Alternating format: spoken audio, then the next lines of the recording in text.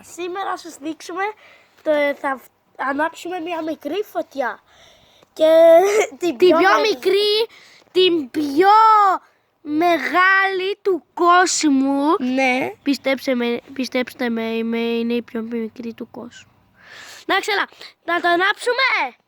Σε 3, 2, 1. Βάλτε like, subscribe. Δείτε πόσο μικρή είναι. Άναψε το, έλα εδώ. Άναψε την εδώ, εδώ. Ναι, άναψε την. Άτε!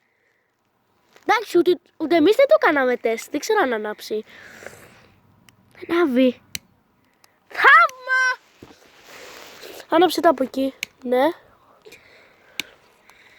Κάτσε λίγο, θα σας το ξανανοίξουμε όποτε πάει αυτή η βλακεία. Πάμε.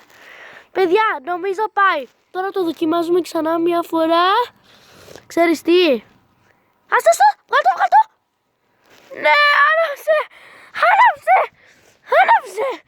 Βάλτε ξυλαράκια, Δείτε, άναψε. Η πιο μικρή φωτιά ever.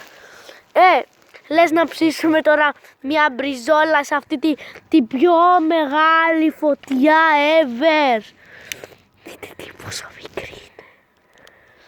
Εντάξει, ούτε ένα κομματάκι κρέας δεν μπορούμε να ανάψουμε εδώ. Παιδιά, τώρα θα δείτε, θα το τελειώσουμε το βίντεο, αλλά πριν το κλείσετε, δείτε το βίντεο μας, το πιο, δεν θυμάμαι καν πώς λέγεται. Κάναμε πάρα πολύ μικρό φαγητό. Βλέπετε τώρα η φωτιά έσβησε, αλλά δείτε το βίντεο μας που κάναμε πολύ το πιο μικρό φαγητό ever. Γεια σας παιδιά, βάλτε like, subscribe και τα λέμε στα άλλα μας βίντεο.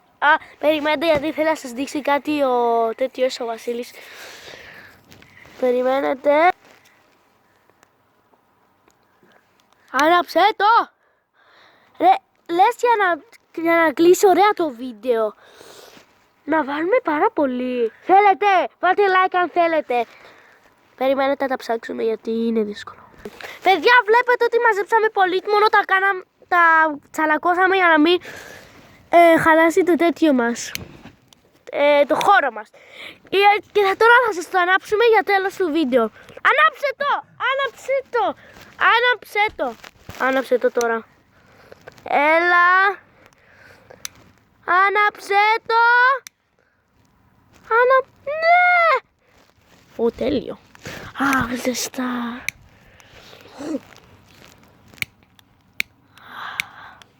Εντάξει, έλα. Τέλειωσε.